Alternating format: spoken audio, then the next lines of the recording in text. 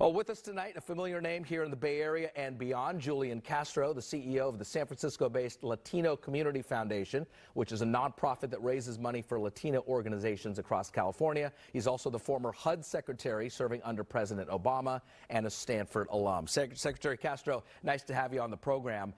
Previously, you've called Trump's promise to crack down on immigration a five-alarm fire. Isn't that exactly what he promised, though, on the campaign trail? Well, what he promised actually was to go after hardened criminals. And instead, what's happening is that people who are not criminals, who don't have a criminal record when they've been here in the United States, are getting caught up in this dragnet.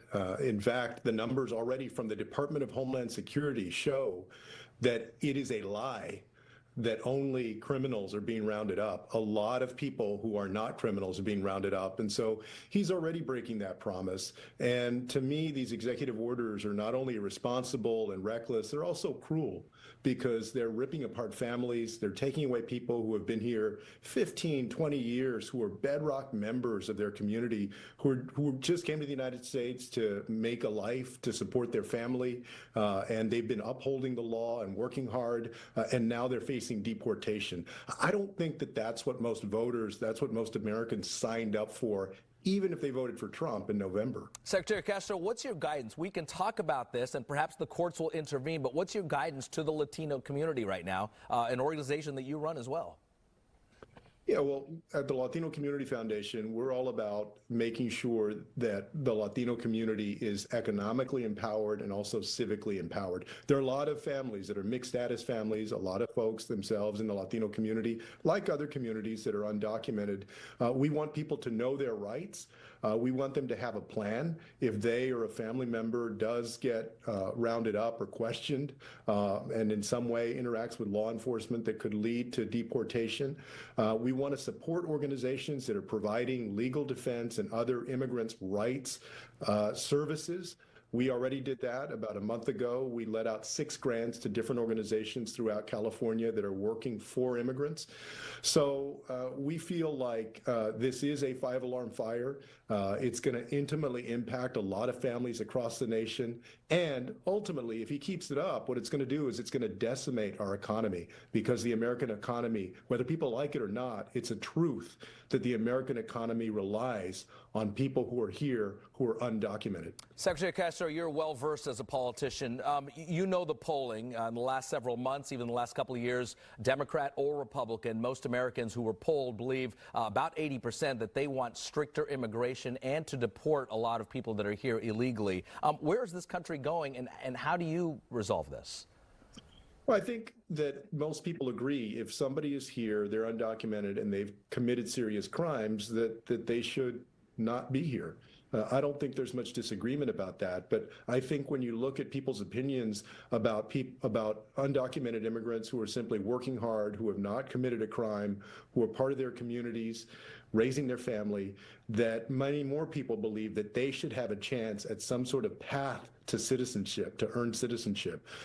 So, you know, polls are here and then they're there in one election cycle. I don't put too much weight on that. I think that people need to understand the reality of what this means to individuals and to their families. And when they understand that reality, I think that sways people's opinion. Let's talk about this funding that's been frozen, at least trying to be frozen by President Trump here.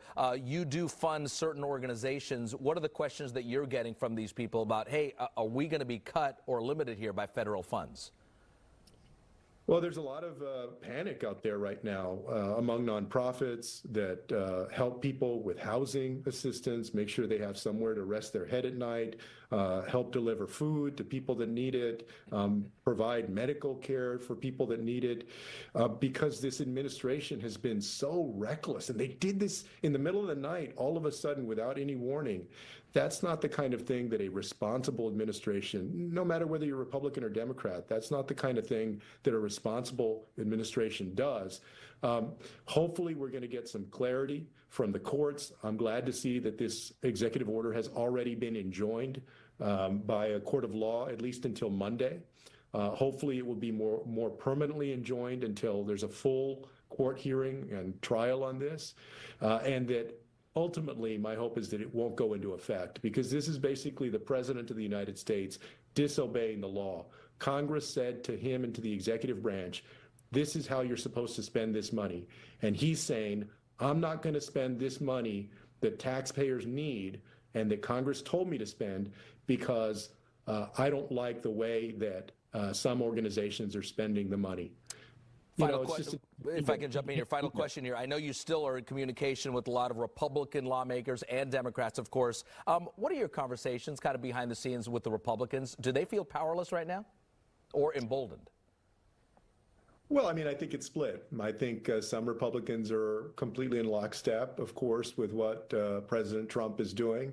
I have a feeling that as they hear from their constituents, as they hear from universities in their area that depend on research dollars, as they hear from people that need housing opportunity, nonprofits that are doing great work, whether they're Republican or Democrat leaning, I think even the Republicans are going to come to see that it's not a good idea to do this kind of reckless pause on federal funding.